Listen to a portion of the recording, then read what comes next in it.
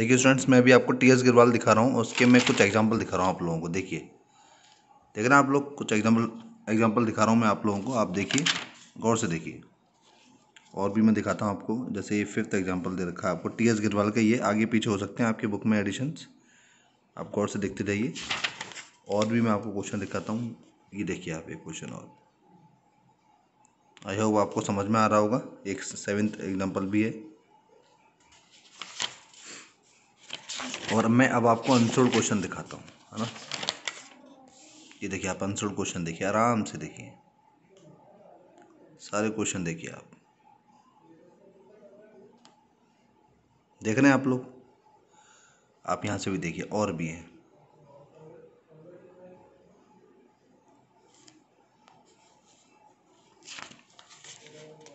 और भी देखिए।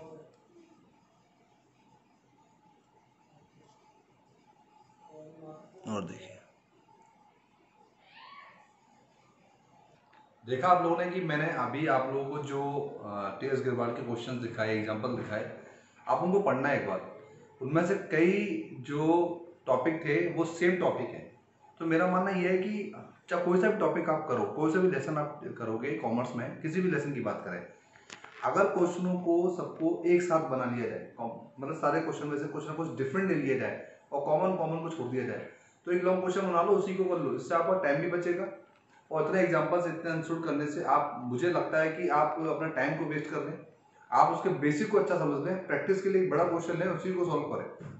भले से आपके 2 या 3 घंटे लगेंगे, लेकिन एक बार में आपको रनिंग में पकड़ना मालूम पड़ जाएगा क्वेश्चन को कहाँ से डिफरेंट डिफरेंट वे में आपको दिया जाएगा। यही एग्जाम में होता है कि एग्जाम में सारे एग्जाम्पल सारे आंसर नहीं आते, उसमें से एक आता है। तो आपको भी मैंने दिखाया टीएस में से कि कितने सारे क्वेश्चन थे, लेकिन उसमें से मैंने भी उसी बेस में काम किया है कि जो डिफरेंट है वही निकालें। इससे पहले की वीडियो में भी मैंने 10-10 क्वेश्चन की 2 वीडियो बनाई है, वो आप देख लेना, मेरी लिंक में जाकर देख लेना। और अभी जो मैं वीडियो बनाई है मैंने, ये कॉम्प्लेक्स क्वेश्चन है जो मैं अभी आपको समझाऊंगा, कृपया करके आप ध्यान दें। इसमें पहले लिखा हुआ goods lost by fire, theft, flood 1000 रुपए। फिर है रिसीव्ड इंटरेस्ट फ्रॉम बैंक 500 रुपए, गुड्स रिटर्न टू सप्लायर 100 रुपए, sold goods for cash costing 10,000 and credit 15,000, profit 20% on cost, bought motorcycle in personal use 1000, paid salary 450 and salary outstanding being 100 rupees, sold goods 60,000 1/3 above at profit 10% on cost and half payment received in cash। जैसा कि आपने 7 transaction देखी, सब अलग थी, कोई सी भी ऐसी नहीं थी जो कॉमन हो। अब आपको समझना बहुत जरूरी है, अकाउंटिंग इक्वेशन जब भी आप कर रहे हैं तो उसको करने के लिए सबसे पहली चीज आप ये देखें कि आपकी जो बिजनेस है उसमें सबसे पहले आपको क्लियर का मीनिंग पता होना चाहिए। CLEAR, क्लियर का मीनिंग पता होना चाहिए। ये क्लियर का फॉर्मूला अगर आप समझ गए तो सारे इक्वेशन आप आराम से कर लेंगे। बहुत ध्यान से समझना इस क्लियर के फॉर्मेशन को। सी को रिप्रेजेंट किया गया कैपिटल से, कैपिटल को रिप्रेजेंटेटिव जो करेगी वो करेगी आपकी एक तो रेवेन्यू और एक एक्सपेंसेस। रेवेन्यू कैपिटल को बढ़ाएंगे प्लस कर दो, एक्सपेंसेस कम करेंगे माइनस कर दो। हमेशा ध्यान रखो कि बिजनेस में क्या आ रहा है, बिजनेस से क्या जा रहा है। बिजनेस के पास जो चीजें आएंगी, बिजनेस जो लाएगा चीजें बिजनेस में वो प्लस करेगा, बिजनेस अपने बिजनेस में से जो चीज निकाल देगा, जो चीज पे कर देगा, जो चीज सेल कर देगा, वो चीजें जाएंगी तो माइनस कर देगा। ये आप ध्यान रखें, ठीक है ना। तो सबसे पहली चीज एल का मतलब लायबिलिटीज है, जो हम बिजनेस से निकालेंगे वो चीज आउटसाइडर को पे करेंगे। ई का मतलब होता है एक्सपेंसेस, लॉस या पेमेंट। देखो, चाहे एक्सपेंस हो, चाहे लॉस हो, चाहे पेमेंट हो, इससे आपकी कैपिटल कम होगी, इसलिए कैपिटल में से उसको माइनस कर देंगे, ठीक है। नेक्स्ट है एसेट्स। बिजनेस में 2 चीज होती हैं, या तो बिजनेस में एसेट्स आती है और बिजनेस से एसेट जाती है। जब बिजनेस में से एसेट्स आएगी तो प्लस कर दो, बिजनेस से एसेट जाएगी तो माइनस कर दो, ठीक है। तो बिजनेस में एसेट्स कब आती है? परचेस करने पर, और जाती कब है? सेल पर। आर का मतलब रेवेन्यू है, प्रॉफिट है और इनकम है। अब रेवेन्यू, प्रॉफिट, इनकम फर्म में आएंगे इसलिए प्लस करेंगे। कब कब होंगे? जैसे commission receive, discount receive, rent receive, dividend receive, या कोई चीज आपने सेल करी है तो उससे पैसा आया है, कैश में आया है। तो आप समझे, जब भी आप सेल करें तो एक चीज जाएगी और एक चीज आएगी, तो फर्म से जो चीज जाएगी तो उसको माइनस करो, जो आएगी वो प्लस होगी। तो ये चीज ध्यान रखना। जब भी एक्सपेंस होंगे, जैसे सैलरी है, रेंट पेड है, सैलरी पेड है, कमीशन पेड है, ये सब पेमेंट एक्सपेंसेस है। तो उनको माइनस करेंगे। कोई ड्राइंग कर लिया आपने कैश में, ठीक है ना। लॉसेस हो गए, loss by fire, loss by theft, loss by flood, है ना। और आपका इन तीनों लॉसों के अलावा डेप्रिसिएशन एक लॉस है, तो ये लॉस हो जाएंगे। पेमेंट आप परचेस करने पे कर रहे हैं, पेमेंट आप क्रेडिटर को कर रहे हैं, पेमेंट आप किसी भी टाइप्स में अगर बिजनेस एक्टिविटीज में कर रहे हैं तो उस एक्टिविटी से आप कैपिटल को माइनस करेंगे और कैश को माइनस करेंगे। तो ये चीजें मैंने फॉर्मूला बताया बहुत सिंपल सा कि एक मेरी बिजनेस है, अभी बिजनेस में जो चीज आ रही है वो तो प्लस और जो चीज जा रही है वो माइनस, बस ये ध्यान रखना है। और दूसरा ये कि कौन सी आपकी एसेट्स है, कौन सी आपकी लायबिलिटीज है, ये आपको थोड़ा सा ध्यान रखना होगा बच्चों। कैपिटल के अलावा अगर आप एसेट्स की बात करें, एसेट्स में कैश हो गया, बैंक हो गए, बिल रिसीट्स हो गए, स्टॉक्स हो गए, डेटर्स हो गए, प्रीपेड एक्सपेंस हो गए, अक्रूड इनकम्स हो गई, और आपकी बिल्डिंग हो गई, प्लांट हो गई, मशीन हो गए, मोटर कार हो गए, लैंड हो गए, इन्वेस्टमेंट्स हो गए, ये हमारी सारी एसेट्स होती हैं। और लायबिलिटीज की बात करें तो क्रेडिटर्स हो गए, आउटस्टैंडिंग हो गए, अनअर्न्ड इनकम्स हो गई जिसको इनकम रिसीव इन एडवांस बोलते हैं, बैंक लोन हो गए, है ना, और हमारी कैपिटल हो गई, ये हमारी लायबिलिटीज हैं। अब हमें जो पे करना है वो तो फर्म में से जाएगा, बिजनेस में से जाएगा, और जो बिजनेस को रिसीव करना है वो बिजनेस में आएगा, ये आपको ध्यान रखना है। अब मैं आपको क्वेश्चन कराता हूँ सीधा। देखिए, गुड्स लॉस्ट बाय फायर, जैसे कि मैंने बताया था बिजनेस के लिए लॉस है, तो आपको मैंने बताया था जो भी बिजनेस को लॉस पहुंचाएगा, यानी कि किसको कम कर रहा होगा, सीधा सीधा कैपिटल को, तो कैपिटल में से माइनस कर दो, ठीक है। और लॉस किसका हो रहा है, लॉस हो रहा है आपका स्टॉक का। किसका लॉस हो रहा है, स्टॉक। तो स्टॉक क्या आपकी एसेट्स है, तो यहाँ पर दो चीज कम हो रही है, डिक्रीज हो रही है स्टॉक और डिक्रीज हो रही है हमारी कैपिटल। तो कैपिटल जब डिक्रीज होगी तो कैपिटल माइनस हो जाएगी, और स्टॉक डिक्रीज होगा तो स्टॉक में से इसको माइनस कर देंगे। आई होप समझ में आ गया होगा आपको। Next, received interest from bank. यहाँ पे देखिए रिसीव्ड का मतलब होता है आना, यानी एक चीज आ रही है ना, from bank, received interest from bank. तो जो रिसीव्ड हो रहा है उससे यानी कि रिसीव्ड इंटरेस्ट फ्रॉम बैंक, तो कौन रिसीव कर रहा है, बैंक रिसीव कर रहा है। तो बैंक मतलब करंट एसेट्स, तो एसेट्स बढ़ रही है, यानी कि इंटरेस्ट हमारा एसेट्स उसमें एसेट साइड में प्लस होगा बैंक के कॉलम में, और कैपिटल बढ़ रही है इसलिए कैपिटल में भी जाकर के इंक्रीज कर देंगे। तो यहाँ पर एक हमारी लायबिलिटी है और एक हमारी एसेट्स है, एसेट्स बढ़ने पे प्लस होती है और लायबिलिटी बढ़ने पर भी यहाँ पर प्लस ही होगी। Next, goods return to supplier. यहाँ पर जो गुड्स रिटर्न किया जा रहा है वो सप्लायर के द्वारा किया जा रहा है, तो यहाँ पे हमारी लायबिलिटीज कम हो रही है, लायबिलिटीज कम होने पर माइनस होंगी, और स्टॉक्स हमारे कम हो रहे हैं, हमारे स्टॉक भी हमारे माइनस हो जाएंगे, ये ध्यान रखेंगे आप लोग। Next, goods sold for cash costing 10,000, जो मैंने बताया था, क्रेडिट 50,000, प्रॉफिट इसमें 20% इन्वॉल्व है।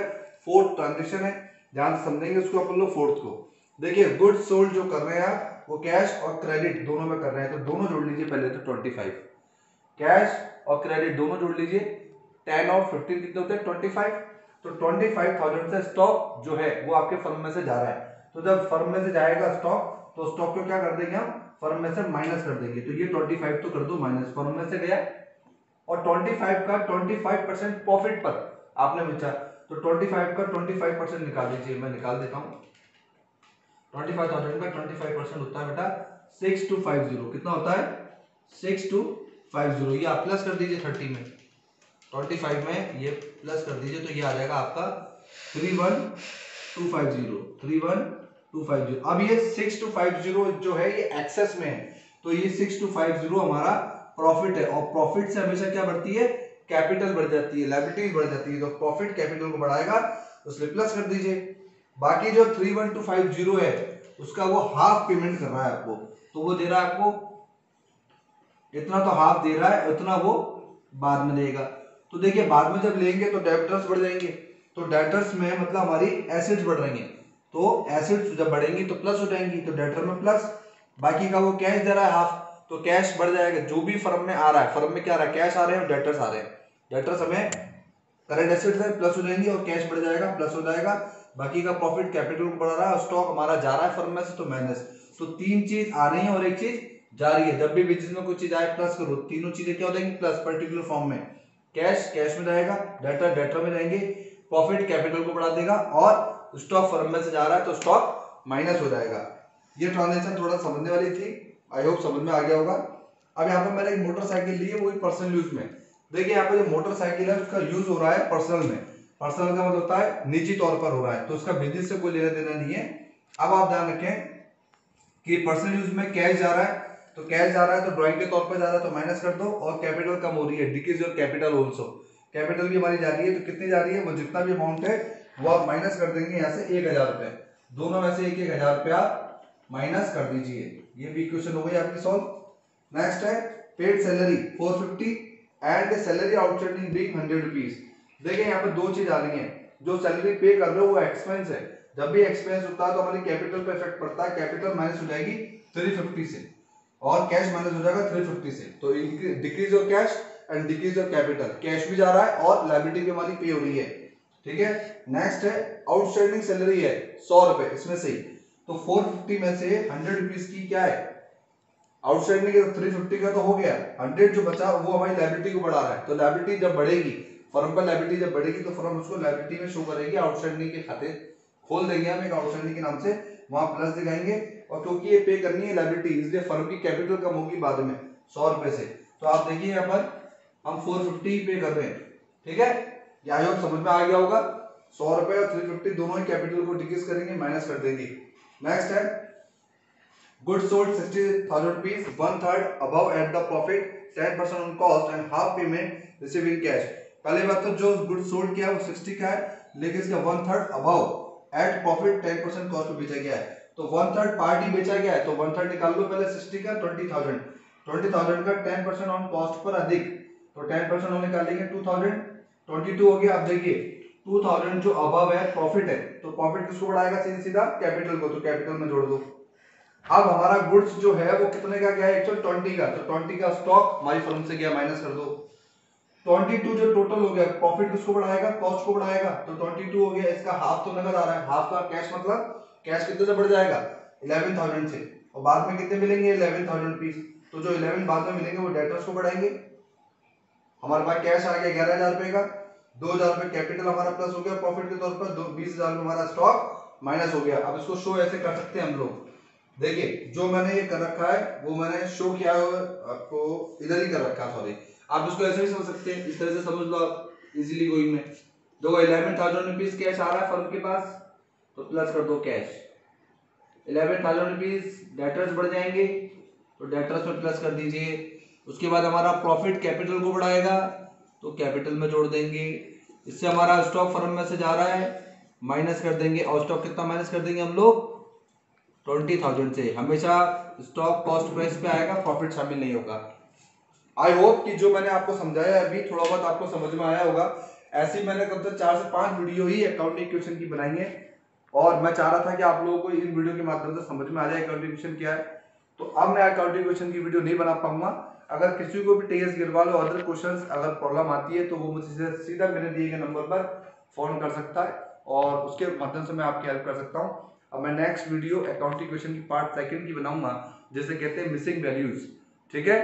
तो आई होप कि उसके बाद टी शेप मेथड ऑफ एक बचेगा जो हम लोग करेंगे, और उसके बाद ये चैप्टर पूरा फिनिश्ड होगा।